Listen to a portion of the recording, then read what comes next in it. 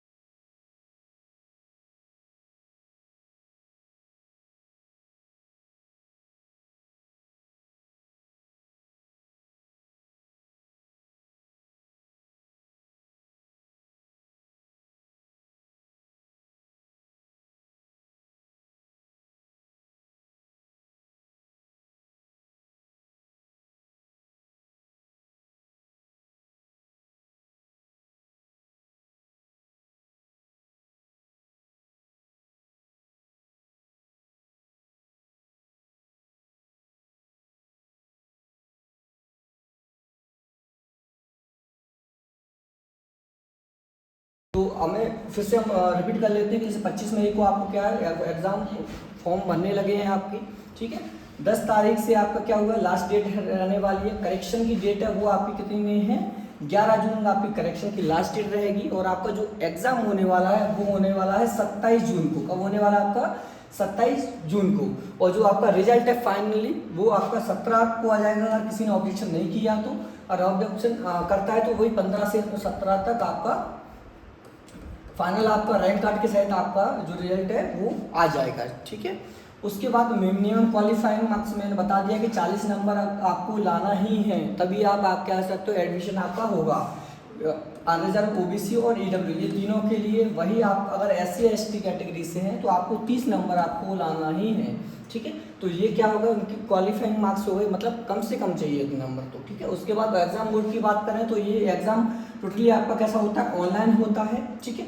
Online के बाद आपका इसमें क्वेश्चन कितने आने वाले हैं मैं बताते आ जाऊँगी। इसमें कितने आएंगे 100 क्वेश्चन आएंगे, नहीं 100 क्वेश्चन आएंगे आपके, ठीक है। 100 क्वेश्चन में आपको कितना टाइम मिलने वाला है, टाइम मिलेगा आपको 90 मिनट। कितने मिनट 90 मिनट आपको मिलनी है और 100 क्वेश्चन दिखाई दे रहा होगा आपको, है ना। तो आप समझ सकते हैं कि 1 मिनट से भी कम 50 सेकंड का आपको समय एक क्वेश्चन के लिए मिल रहा है, ठीक है। उसके बाद सबसे अच्छी जो बात रहेगी वो बहुत अच्छी बात है आपके लिए, क्योंकि जो नेगेटिव मार्किंग है वो नहीं है इसमें, ठीक है।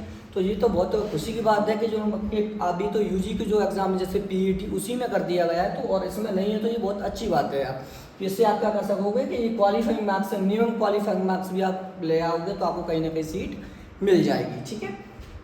उसके बाद मीडियम का थोड़ा सा इशू ये रहता है कि जब आप MSc और PhD में जब आप आते हैं तो वहाँ पर हिंदी का कोई ऑप्शन नहीं रहता है ना। चाहे आप GRF दे लीजिए या SRF दीजिए या आप प्री PG या जैसे जॉइंट एंट्रेंस एग्जाम बोलते हैं तो वो आप इसको भी दोगे तो इसमें जो लैंग्वेज जो आपकी आने वाली है वो कौन सी आएगी, आपकी इंग्लिश ही आएगी। तो थोड़ा सा उन बच्चों को थोड़ा प्रॉब्लम रहती है जो हिंदी मीडियम से रहते हैं, ठीक है। उसके बाद candidate can apply only on 1 subject. हाँ, इसमें क्या रहता है जैसे आप दो इसमें जो मेन रहते हैं, जैसे एक आपका एग्रीकल्चर स्ट्रीम हो गया, एक आपका हॉर्टिकल्चर हो गया।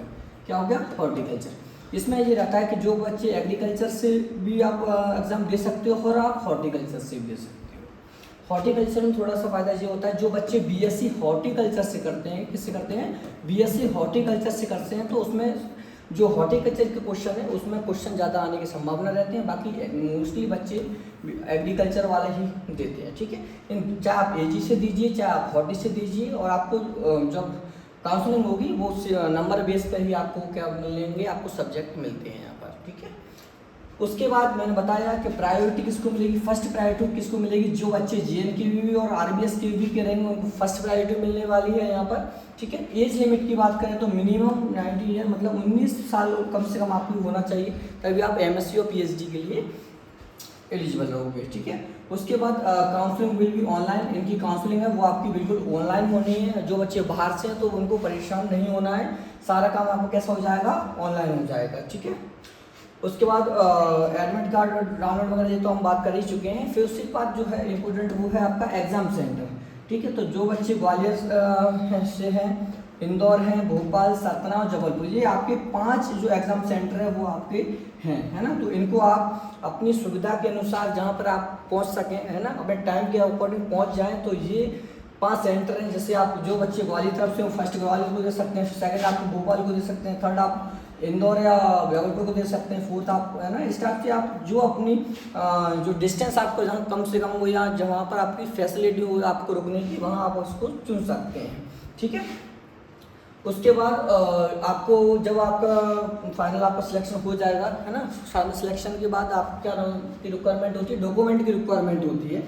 तो डॉक्यूमेंट में आपको पहले से ही रखना है अच्छे से, है ना, जो भी एरर है उनको सही करा लेंगे। किसी में स्पेलिंग का एरर होता है, किसी के फादर का नेम के सरनेम नहीं है, तो ये चीज़ आप अभी से सही करा के रखें, क्योंकि जब आप काउंसलिंग में जब आप जाओगे, ऑफलाइन जब आपकी होगी, ऑनलाइन के बाद आपका डॉक्यूमेंट वेरिफिकेशन कैसा होगा, ऑफलाइन होता है, उसमें आपको क्या होगा कि आपके डॉक्यूमेंट मैच किए जाते हैं। तो किसी के फादर का सरनेम अलग है, किसी के फादर का सरनेम नहीं है, किसी, तो आप जो भी एरर है उनको क्या कर लें, आप सही कर लें पहले से। तो क्या क्या चीज़ की रिक्वायरमेंट होने वाली है, 10th का सर्टिफिकेट हो गया आपका ना, 12th मार्कशीट, 10th की मार्कशीट, 12th की मार्कशीट हो गई, है ना। ग्रेजुएशन आपने अगर BSc की है तो बीएससी का क्या करना है, आपको ग्रेजुएशन की डिग्री रखना है। अगर आपने एमएससी कर लिया, पीएचडी के लिए हो, तो आपको एमएससी की आपको डिग्री की रिक्वायरमेंट यहाँ पर होने वाली है। फिर उसके बाद आप कैटेगरी है तो एससी, एसटी, ओबीसी कैटेगरी के, और इसी के साथ जो बच्चे जनरल कैटेगरी से वो ईडब्ल्यूएस का अपना क्या करें कि कुछ बच्चों के साथ ऐसा रहता है कि 2 साल 3 साल पहले का रहता है, तो उसको रिन्यू करा लें आप, है ना। तो ये चीज़ें आप ध्यान रखें थोड़ा। फिर इसका डोमिसाइल सर्टिफिकेट हो गया, है ना, मूल्यवासी, और फिर इसका इनकम सर्टिफिकेट हो गया, मेडिकल सर्टिफिकेट हो गया, कैरेक्टर। मेडिकल सर्टिफिकेट में आप थोड़ा विशेष ध्यान रखें, जैसे जो बच्चे पीडब्ल्यू से डी से फॉर्म फिल करेंगे तो वो अपना विशेष रखें, ठीक है। इसके बाद character certificate, admission and admit card and counselling, ये बच्चे कुछ कर मतलब क्या करते हैं, खो देते हैं, तो ऐसा नहीं करना है, इनको विशेष कर ध्यान का समझ के रखना है आपको। एडमिट कार्ड हो जी, और फिर आपको ब्लड, पासपोर्ट साइज फोटो, तो ये सारी चीज़ें आपको बिल्कुल समझ में आ गई होंगी। इसके अलावा भी कोई डाउट रहता है तो आप हमसे कमेंट सेक्शन में पूछ सकते हो, ठीक है। इसके बाद मैं आपको बात बताऊं कि इसके लिए आपको ऑफलाइन कोई मतलब ऐसे नोटिफिकेशन थोड़ा वो रहता है, इसलिए आप ये हम वेबसाइट पे लिखा हुआ मेंशन है कि candidate must regularly check up MP online JNKV and RBSTV और official website for update regarding counselling and result. मतलब आपको रिजल्ट वगैरह सारी चीज़ें JNKV और RBS की जो वेबसाइट है उस पर आपको मिल जाएंगी, ठीक है। इसके बाद अगर आगे भी आप फॉर्म कैसे फिल करना है या कोई भी इशू आता है तो मैं फॉर्म के लिए भी एक अलग से वीडियो बना दूंगा, अगर आप चाहते हैं तो बिल्कुल, है ना। धन्यवाद।